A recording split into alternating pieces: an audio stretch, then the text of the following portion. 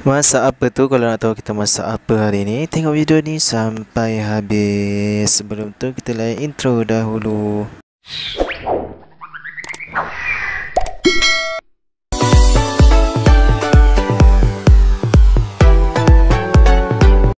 Hai, Assalamualaikum. Bertemu lagi kita di Haha Channel. Kita nak masak apa hari ni? Kita nak masak nasi lemak Pantai Timur. Nasi lemak dia sama je, yang beza dia sambal dia yang special tu, sambal ikan tongkol. Sambil kita membebel tu, kita potonglah timun, barulah jimat masa gitu. Okey, tunggu apa lagi? Jomlah kita masak dia punya sambal. Okey, inilah bahan yang kita perlukan untuk memasak sambal. Bawang blender, bawang putih, bawang besar, cili kisar ni cili bo, potong asam jawa, lepas tu halia sikit, sepotong dua halia. Lepas tu gula Melaka, betul gula pasir, betul yang paling special yang ikan. Kalau kat sini panggil ikan tongkol, kalau dekat Pantai Timur panggil ikan air, kalau dekat Sabah dia panggil ikan kayu. Tak tahulah kenapa nama dia pelik-pelik pada ikan yang sama. Ikan ni kita rebus dulu, kita rebus dengan garam dengan asam glugo. Lepas ni kita masak sambal tak lama lah. Okey. Ini je lah bahan-bahan yang kita perlukan untuk memasak sambal yang special ni. Okey, tunggu apa lagi? Jomlah kita masak sambal. Okey, pertama kita tuang minyak. Okey, minyak tu ikut je, ikutlah banyak mana kita nak letak. Tu kita letaklah bawang kisar, letaklah 2-3 sendok. Tengok bergantung pada sambal banyak mana kita nak buat. Macam kita buat ikan air 1 kilo kena banyaklah sambal biasalah sambal memang kena banyak minyak. Okey, kita tumis dulu bawang kita sampai garing kan, sampai dia garing kekuningan sikit. Okey, kita kacau-kacau. Lepas tu kita letak halia kita. Okey, kita letak halia, lepas tu kita kacau lah bawang-bawang tu, kita kacau lagi sampai garing. Kacau. Pastikan bawang kita kacau sampai garing. Sambal kita lagi lama lagi bagus sebenarnya. Lagi sedap. Okey, lepas tu kita masukkan cili kisar kita. Okey, 1 sendok.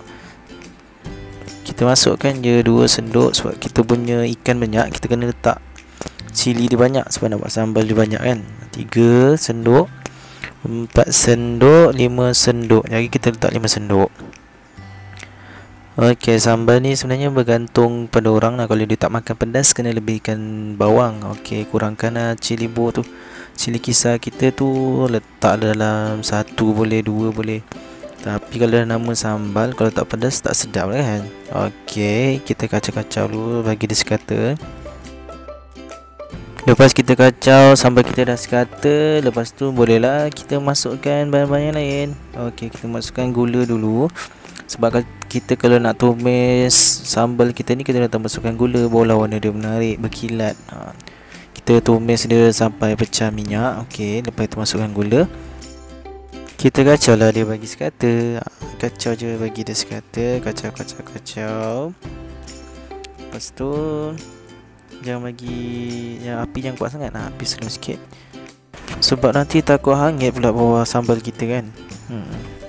Okey, kita tengok sambal kita tu warna dah menarik. Okey, kita kacau-kacau untuk elakkan dia hangit kat bawah. Kacau bunyi dia yang menarik tu, warna dia pun menarik, dah berkilat. Belum siap lagi, lambat lagi ni. Kalau kita masak sambal memang lama sikit, paling minimum 1 jam lah kalau nak masak sambal ni. Okey, kita kacau-kacau je. Jangan biarkan nanti dia hangit bawah, tak sedap pula. Okey, kita kacau-kacau lagi sambal kita. Lepas tu kita masukkan gula Melaka. Kita masukkan gula Melaka 1 potong, 2 potong itu, kiranya dalam 1 bulat kecil tu lah. Kita kacau-kacau sampai dia cair dia punya gula Melaka tu. Okey, kita kacau-kacau dia. Kita jangan biarkan pula. Okey, kita kacau-kacau dulu sampai dia dah cair. Nanti barulah kita boleh tinggal kejap. Habis bersepah dapur kita. Masak sambal tu biasalah mengecek-kecek ni. Kalau tak bersepah tak sah lah kalau masak sambal ni. 20 minutes later. Okey, sampai kita pun dah pecah minyak. Okey, dah cantik warna dia, tengok dah menarik. Okey, kita letakkan air asam jawa. Okey, kita letakkan air asam jawa. Dia punya air je tau, dia punya asam jawa yang letak pula dengan biji-biji. Pahit sambal kita nanti. Okey, kita kacau-kacau bagi sekata. Kita kacau lagi. Lepas tu, lepas dah kacau, kita biarkan lagi. Inilah masa yang kita nanti-nantikan. Okey, kita letakkan ikan yang kita dah rebus tadi. Yang ni sekilo ikan. Okey, ikan yang kecil-kecil lah, yang besar-besar tak sedap sangat. Okey, kita ambil yang sederhana. Okey, ikan tu kita potong dalam 3-4 itulah. Ada bahagian ekor, bahagian badan dan bahagian kepala. Okey, kalau saya paling suka bahagian kepala dia lah, banyak isi. Biasa bahagian kepala ni dia orang tak minat. Okey, saya lah yang habiskan. Sebab keluarga kita ramai, kita kena lah masak banyak. Sekali masak biasa ni untuk sekali makan je ni. Saya adik-beradik 8 orang. Ada dengan campur mak ayah semua. Dah berapa orang kan?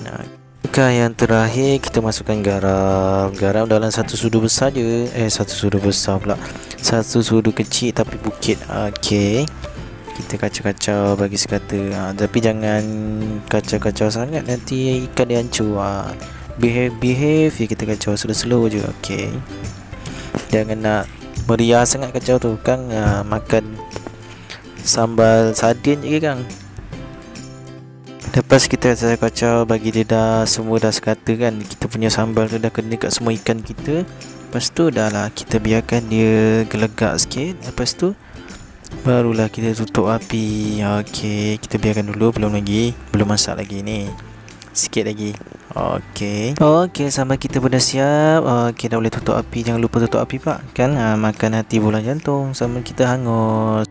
Marilah kita ke proses seterusnya. Okey, macam biasa kalau kita nak masak nasi lemak, mestilah kena ada dia punya santan kan. Okey, kita ada nak bagi tips sikit untuk belah kelapa. Dia punya bintik yang sama tu kat belah atas. Okey, supaya dia punya apa tu, kalau kita belah nanti cantik. Yang satu yang ganjil tu kat belah bawah. Kita guna parang. Okey, kita guna belakang parang tau, bukan guna depan. Kalau guna belakang, nanti kalau guna belakang okey lah. Kalau guna depan bahaya. Kalau terkena tangan tu boleh putus. Okey, kita belah, tengok apa cantik kan pergi dia. Air dia sedap tu. Okey, tapi dah kelapa tua kan. Okey, air dia macam ada bergas-gas sikit, tak sedap sangat. Kalau air kelapa muda sedap. Kan cantik tu kita punya belahan. Tengok tu, tunggu apa lagi? Jomlah kita pergi mesin lah, apa lagi.